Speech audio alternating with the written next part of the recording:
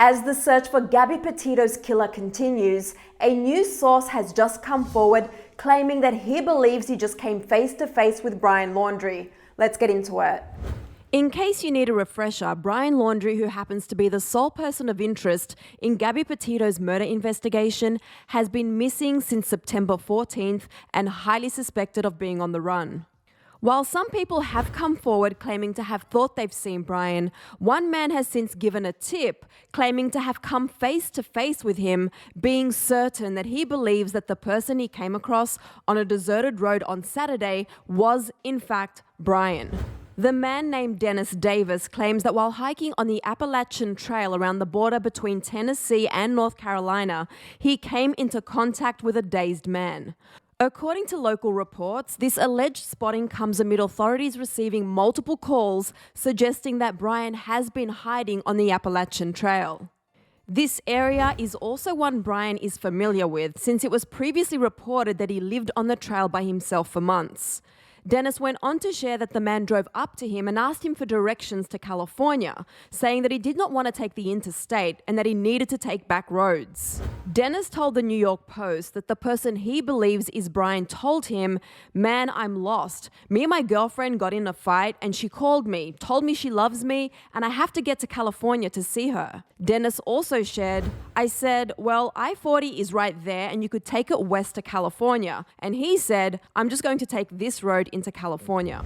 According to Dennis, the person he believes is Brian looked skittish, rambled, and seemed wigged out from being on the run. Dennis added he was worried and not making sense. Dennis also shared that the person he suspects to be Brian was driving a light-coloured pickup truck and was wearing a bandana. He didn't recognize the man at first, but then was shocked when he pulled over and looked up photos of Brian on his phone. At that point, Dennis tried to call the FBI and dial 911, but he says no one returned his call. Dennis also shared he felt close to the case, adding, "Obviously, as a father with a daughter, I want to do whatever I can to help the family find closure and get this guy off the streets." He also pointed to his position as an engineer, saying, "Law enforcement is probably getting millions of leads on this guy, but I'm not some goofball out there doing drugs in the middle of the night. I'm a highly educated professional." And though he shared that authorities still haven't followed up with him, he did, however, get help from a surprising source. He told the New York Post,